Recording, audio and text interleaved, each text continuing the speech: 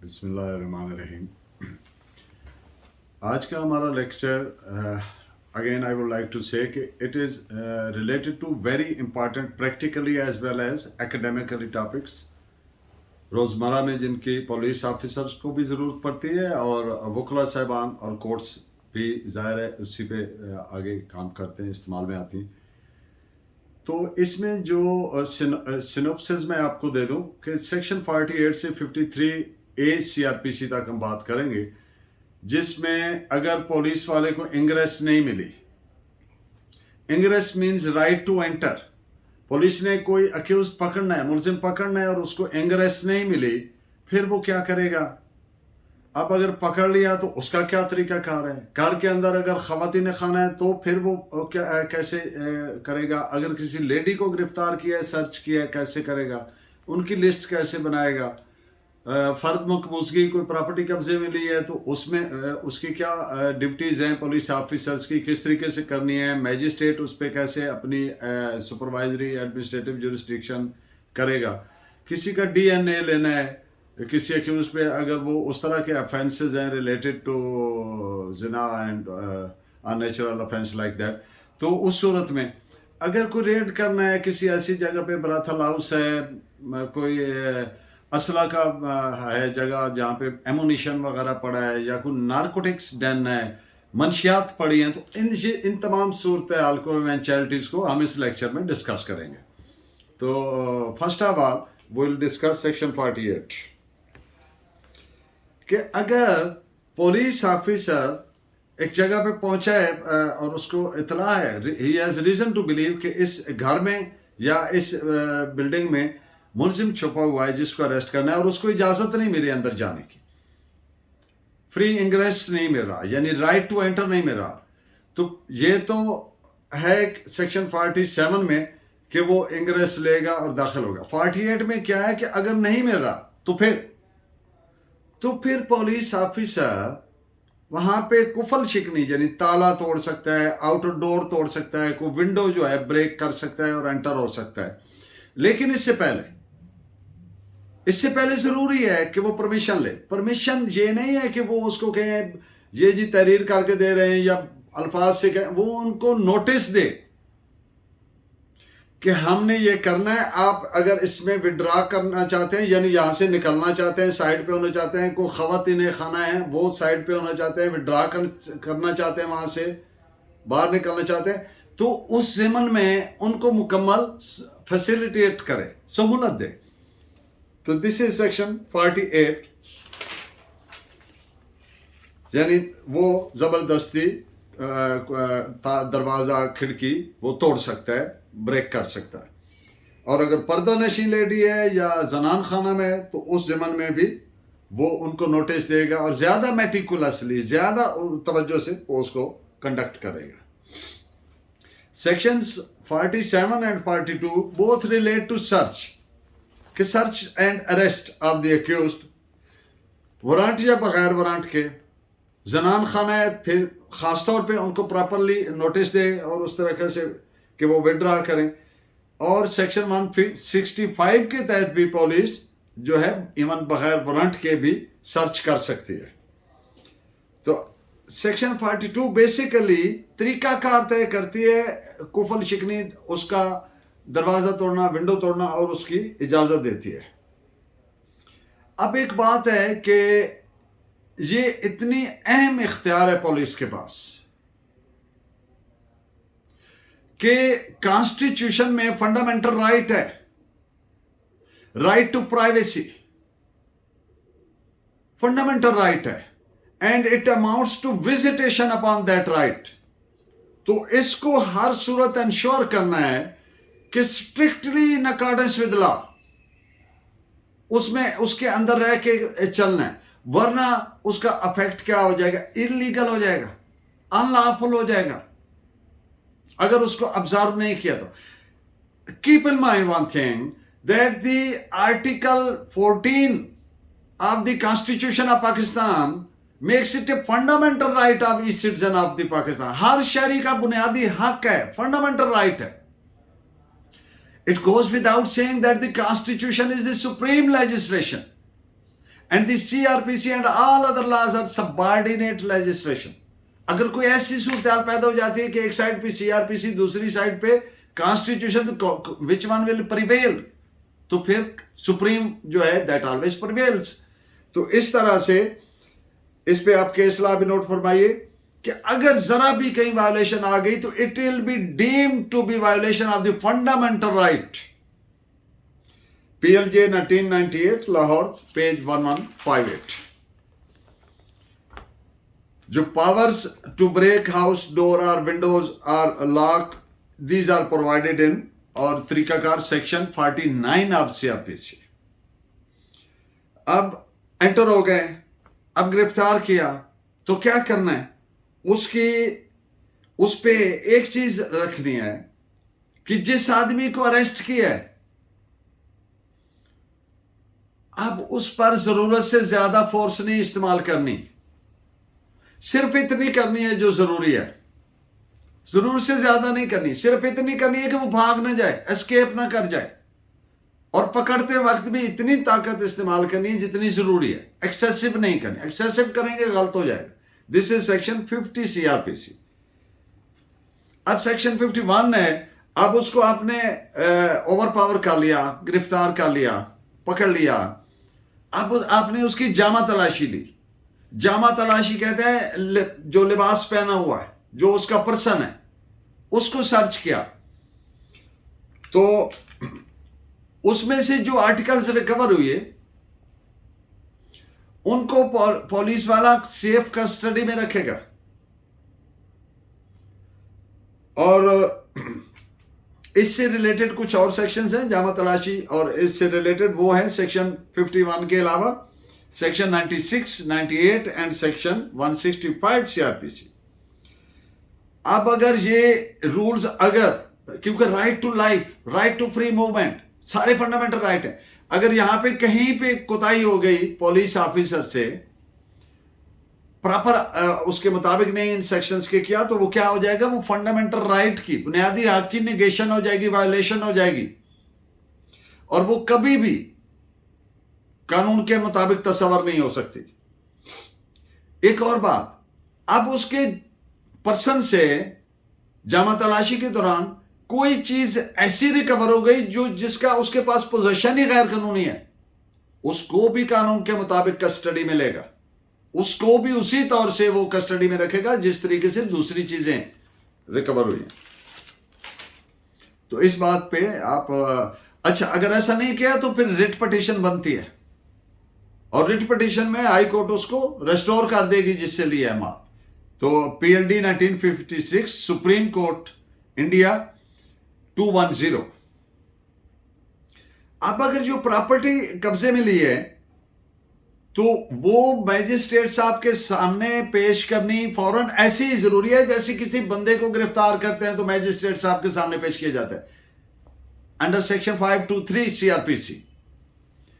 अगर, ताकि वो उनसे डायरेक्शन लेना है कि अब आगे मजीद इसको कैसे करना, वो उस प्रॉपर्टी के नेचर के मुताबिक अपना जुडिशियल माइंड अप्लाई करते हुए, although it is a performance of duty in the capacity of administrative capacity, लेकिन माइंड जुडिशियल अप्लाई करेगा कि इस पे क्या, उस पे जो कब्जे में लिया है वो टमाटर है, वो कोई और चीज है, वो कोई सब्जी है, वो उसमें कोई मंशियात है, कोई ऐसी चीज है, इनफ्लेमेबल है, पेट्रोल है, तो उसको माइंड अप्लाई करके उसकी नौयत के मुताबिक मैजिस्ट्रेट साहब उस पर ऑर्डर डायरेक्शन फरमाएंगे।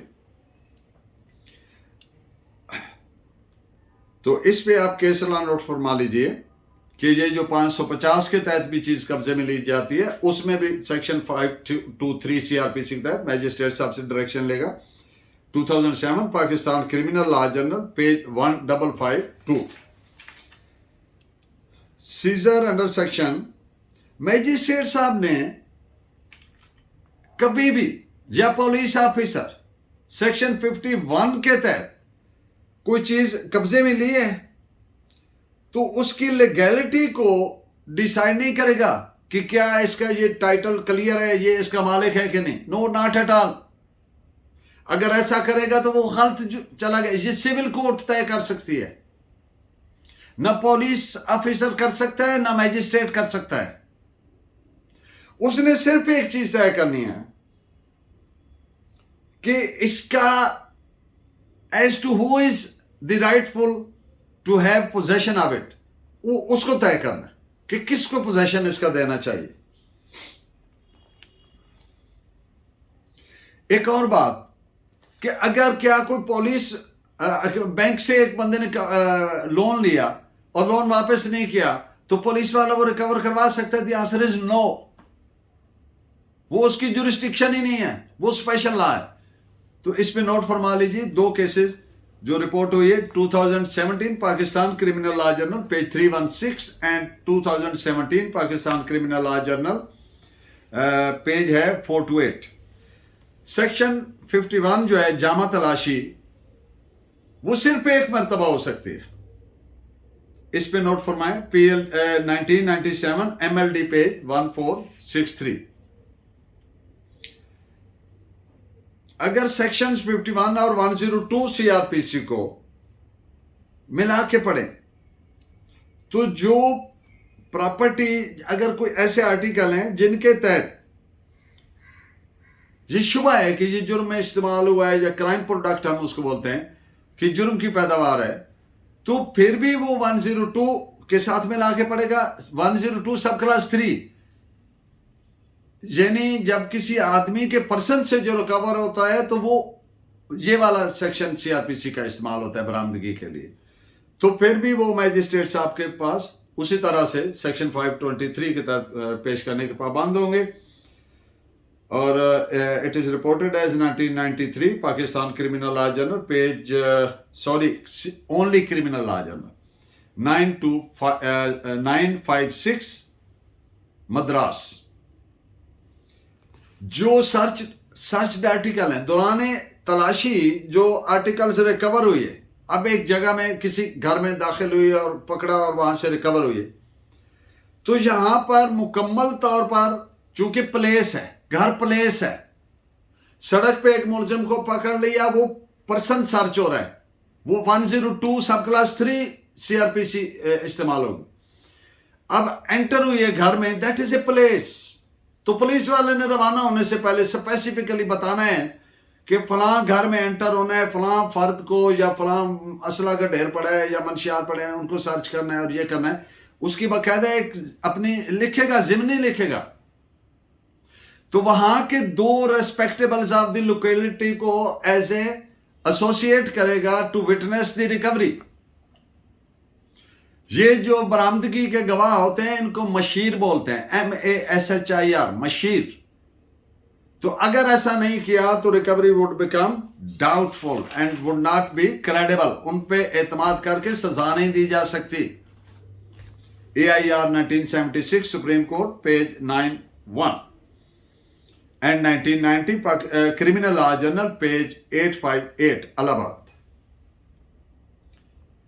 अगर ये जो मैंने लफ्ज बोला सेक्शन 103 में बरामदगी करनी है, ये आगे चल के सेक्शन 103 पे मैं आपको 2-3 लेक्चर्स में डिटेल दूंगा इसकी। लेकिन एक चीज इसमें आप ज़हन नशीन रखें कि वहां पे सेक्शन 103 में वर्ड यूज हुए हैं to are more respectables of the locality. अगर वो वहां लोकेलिटी का आदमी नहीं है जिसको बरामदगी का गवाह बनाया जा रहा है, तो फिर ये रिकवरी प्रॉपर नहीं है, रिलायबल नहीं है, डाउटफुल होगी। तो इसको सेक्शन 51 को सेक्शन 103 के साथ फिर मिला के पढ़ेंगे जब दाखिल हुई और वो किया। PLD 1981 कराची पेज 195 इस पॉइंट पे। अब मिसाल के तौर पर रिकवरी जब आपने आर्टिकल्स की तो लिस्ट बनानी है with specification of each recovered article. Police वाले ने रेड किया, पैसे रिकवर की और लिख दिया जी इतनी पैसे मैंने रिकवर की, बरामद की। अब मैजिस्ट्रेट साहब ने उनकी मिल्कियत का फैसला करना शुरू कर दिया कि जी कौन मालिक है। तो हाई कोर्ट के पास, हाई कोर्ट ने सेट असाइड किया आर्डर और जुडिशियल मैजिस्ट्रेट मुकर्रर किया कि इंक्वायरी करे। अब आईओ की क्या ड्यूटी थी, पुलिस ऑफिसर क्या ड्यूटी थी? जब भैंसे पकड़ रहा था तो उसने मेंशन करना था भैंस काले रंग की है, किस नस्ल की है, कटे कितने हैं, कटियां कितनी हैं, किस कलर के हैं, किस एज के हैं, उनकी नस्ल, रंग, सारा वगैरह वो डिटेल उसकी मेंशन करे। अब जो मैजिस्ट्रेट साहब ने गलती की कि उनका ये एम्बिटी नहीं था, इख्तियार ही नहीं था कि मुझे डिसाइड करते कि कौन मालिक है। क्यों? Magistrate can not decide the title, वो मिल्कियत का तयन नहीं कर सकता, उसका इख्तियार नहीं है। It is the power and authority of the civil court exclusively. उन्होंने ये तयन करना था कि as to who is the rightful person to be handed over the possession, कब्जे का हकदार कौन है। अगर मिल्कियत किसकी है ये तय करना है तो वो जाएं सिविल कोर्ट में जाएं, तो हाई कोर्ट। और दूसरी बात, जब मैजिस्ट्रेट के सामने रखा पुलिस ऑफिसर ने कि ये हमने की है बरामदगी, जो जैसा मैंने पहले अर्ज किया कि 523 के तहत उधर से डायरेक्शन देनी है, तो इस तरह के मामले में उसको लफ्ज इंक्वायरी बोलेंगे, सरसरी सवाल जवाब में पूछना चाहिए उनको। तो हाई कोर्ट ने सेटिसाइड किया, जुडिशियल मैजिस्ट्रेट को डायरेक्शन दी कि इसकी इंक्वायरी करें और कि क्या कौन कौन सी पैसे हैं, क्या क्या स्पेसिफिकेशन है, और फिर उसके कब्जे का फैसला करें। It is reported as 2015 Pakistan criminal law journal page 813। Search अगर औरत की करनी है, खातून की है, तो लाजम है कि लेडी पुलिस हो, एक बात। और सिर्फ ने ये नहीं कि लेडी पुलिस है, मुकम्मल तौर पर जेन्युइनली ऑब्जर्व क्या करना है, डिसेंसी, हुर्मत का ख्याल रखना है। हर शख्स की एक हुर्मत है, अशरफुल मखलूकात है, और आइन कहता है डिग्निटी ऑफ मैन, उसको वायलेट नहीं किया जा सकता। इनवायलेबल राइट है, जिसकी खिलाफवर्जी की नहीं जा सकती। ये शर्फ इंसानी है। और मुस्लिम्स के लिए बिलखसूस जो औरत है, वो आका अलैहिस्सलातु वस्सलाम ने हमें बता दिया कि खड़े हो जाया करते थे। जब हजरत फातिमा बिनते मोहम्मद सल्लल्लाहु अलैहि वसल्लम तशरीफ लाते तो आप सल्लल्लाहु अलैहि वसल्लम खड़े हो जाते। ये औरत का मकाम है। तो वो औरत किसी की मां है, किसी की बहन है, किसी की बेटी है, वो कोई है, मुकम्मल डिसेंसी। किसी को कहना भी चाहे तो ना ये कह सके ये इंसोलेंट या अनबिकमिंग रवैया इख्तियार किए। तो it is provided by section 52, पूरा एक बाकायदा सेक्शन है जो ये बात कह रहा है। अगर नहीं किया तो इलीगल है, can not be relied upon. अब मैजिस्ट्रेट साहब के सामने बड़ा एक फ्रीक्वेंट फिनोमेना है कि सर्च वारंट के लिए पुलिस ऑफिसर गया कि हमें इजाजत दी जाए, तो मैजिस्ट्रेट साहब ये ज़हन में रखें कि वो कौन सा इख्तियार देने चले पुलिस ऑफिसर को। वो जो right to life, right to privacy, right to movement, fundamental rights के उन पर विजिटेशन करनी है उसने, तो उसने अपने बड़ा चौकस माइंड, जुडिशियल माइंड अप्लाई करना है। वो कहते हैं जी फलां गेस्ट हाउस है, वो एज ए ब्राथल हाउस यूज हो रहा है। तो बीइंग मुस्लिम यू नो कि आप राजजोई ना किया करो, आप कुछ ऐसा देखो उस पर पर्दा डाल दो, don't price the other secrets. तो इसलिए वो उसने देखना है कि ये क्या मांग रहा है, क्या मेरा आइन या कानून या मेरा मजहब इस्लाम, चूंकि Islam shall be the religion of the state, और आर्टिकल 227 कहता है कि कोई ऐसा काम नहीं किया जा सकता which is against the injunctions of Quran and sunnah. तो इसलिए उसने अपना एक वेरी चौकस माइंड इस्तेमाल करना है विद सर्कमस्पेक्शन कि देनी है इजाजत या नहीं देनी है। अगर इजाजत दी है तो पुलिस ऑफिसर उसको सीआरपीसी पाबंद करते हैं कि उसको minimum strictly with in the parameters of CrPC उस पर परफॉर्म करे, चाहे वो इजाजत ले रहा है, कोई असला खाना है, मनशियात खाना है, कोई ब्राथल हाउस है, कोई क्या है, कोई भी जहां से वहां सर्च और पकड़ना मुलजिम या वटएवर।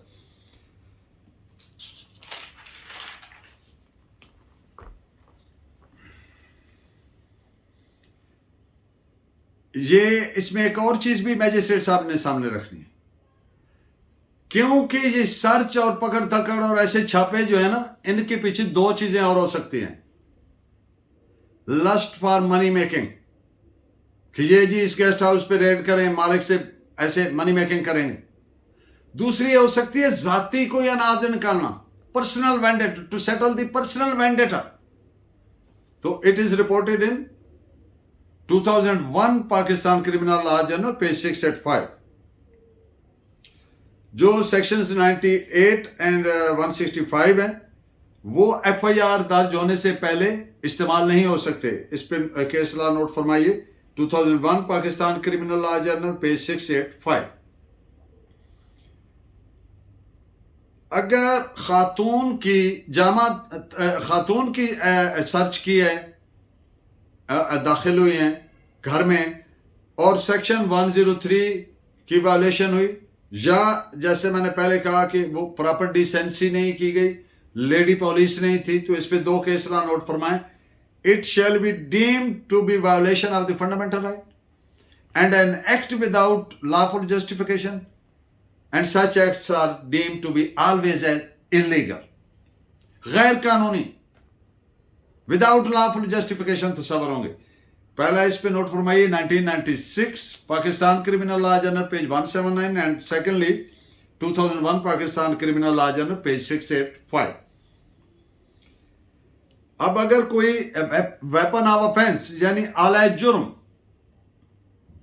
वो रिकवर किया है तो उसको भी कानून के मुताबिक कस्टडी में ले और प्रिजर्व करे और जब जरूरत पड़ेगी उसको उसमें पेश करे। This is provided in section 53 of the CRPC। And in the end of today's lecture, that is section 53A CRPC, examination of body of a person, तिब्बी मुआयना करवाना। अगर किसी शख्स पर ये इल्ज़ाम है कि उसने ये जिना का इर्तिकाब किया है, बदफेली किया है या कोई और सच टाइप ऑफ एक्ट किया है, नेचुरल और अननेचुरल ऑफेंस किया है pertaining to sexual abuse, so it also includes the sexual abuses of any type, और उसका तिब्बी मुआयना करवाना। अब ये पुलिस ऑफिसर समझता है, कौन सा पुलिस ऑफिसर? जो तफ्तीशी ऑफिसर है ऑथराइज्ड बाय लॉ, कि इसका मुआयना करवाना इसलिए जरूर है कि ये जो इल्ज़ाम है उसके लिए मे बी एक एविडेंस रिलेटेड टू कमीशन वो प्रोक्योर हो सके। तो वो आदमी अगर इनकार करे कि मैंने नहीं करवाना तिब्बी मुआयना, तो उसके लिए जितनी जरूरी फोर्स है वो इस्तेमाल की जा सकती है। अब जो डॉक्टर साहब है, मेडिकल ऑफिसर है, उसने फौरन उसका एग्जामिनेशन करना है और अपनी रिपोर्ट तैयार करनी है। रिपोर्ट में सारी डिटेल लिखनी है, कौन नाम, पता, उम्र, औरत है, मर्द है, बच्चा है, बच्ची है, जो भी है वो उसकी स्पेसिफिकेशन, कौन इसको लेकर आया, और अगर उसने उसका कोई DNA वगैरह लिया है तो उसकी स्पेसिफिकेशन विद डिटेल्स, और उसके बाद जो रिपोर्ट दी है तो उस रिपोर्ट की फिर reasons to for that report देनी है कि वो अपने इस कंक्लूजन पे किन रीजंस की वजह से पहुंचा, मुआयना कब शुरू हुआ, कब खत्म हुआ, तो उसका एग्जैक्ट टाइम वगैरह। वो ये आई जो रिपोर्ट है ये मैजिस्ट्रेट साहब को पेश करेगा along with the report of section 173, यानी चलान के साथ उसको पेश करेगा। I always pray my lecture be very beneficial for you. Please keep guiding me, I am grateful. अल्लाह नेगेबान। Thank you very much.